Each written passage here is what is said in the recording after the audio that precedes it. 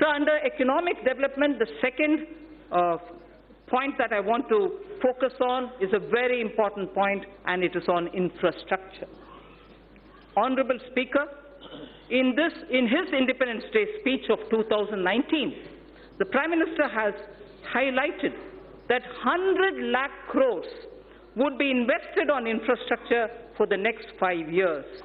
As a follow-up measure, I had launched the National Infrastructure Pipeline on 31st December 2019 of 103 lakh crore worth projects. It consists of more than 6,500 projects across sectors and are classified as per their size and stage of development. These new projects will include housing, safe drinking water, access to clean and affordable energy, health care for all, world-class educational institutions, modern railway stations, airports, bus terminals, metro, railway transportation, logistics and warehousing, irrigation projects, etc. The National Infrastructure Pipeline envisions improving the ease of living for each and every individual citizen in the country. It will also bring in generic and sectoral reforms in development, operation and maintenance of these infrastructure projects. A huge employment opportunity exists for India's youth in construction, operation and maintenance of infrastructure. National Skill Development Agency will give special thrust to infrastructure-focused skills and their development opportunities. I propose to set up a project preparation facility for infrastructure projects. This program would actively involve young engineers, management graduates, and economists from our universities.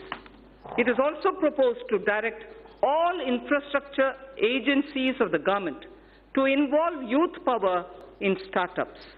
They will help in rolling out value-added services in quality public infrastructure for citizens. A national logistics policy will soon be released. Among other things, it will clarify the role of union government, state government, and also the key regulators.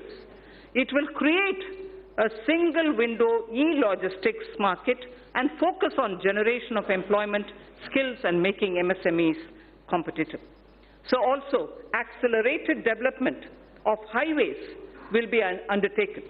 This will include development of 2,500 kilometer access control highways, 9,000 kilometers of economic corridors, 2,000 kilometers of coastal and land port roads, and 2,000 kilometers of strategic highways.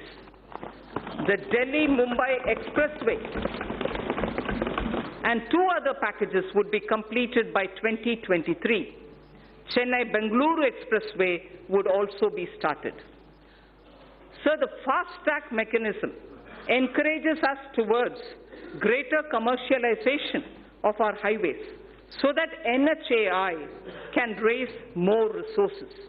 I propose to monetize at least 12 lots of highway bundles of over 6,000 kilometers before 2024. In carrying out its duty, the Indian Railways performs a service to the nation. Within 100 days of assumption of this government, it has commissioned 550 Wi-Fi facilities in as many railway stations. It has eliminated unmanned level crossings and aims to achieve electrification of 27,000 kilometers of tracks. This will call, obviously, for optimization of costs. Railways have small operating surplus. About Indian Railways, there are 5 measures, among other things, that I wish to highlight. Setting up a large solar-powered capacity.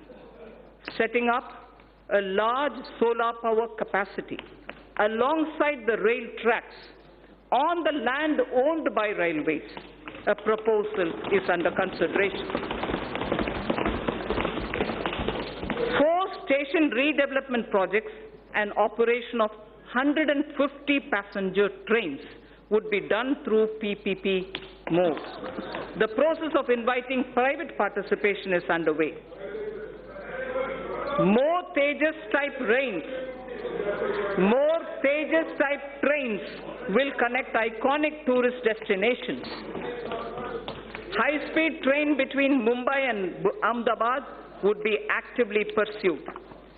148-kilometer Bengaluru suburban transport project at a cost of 18,600 crore would have fares on metro model.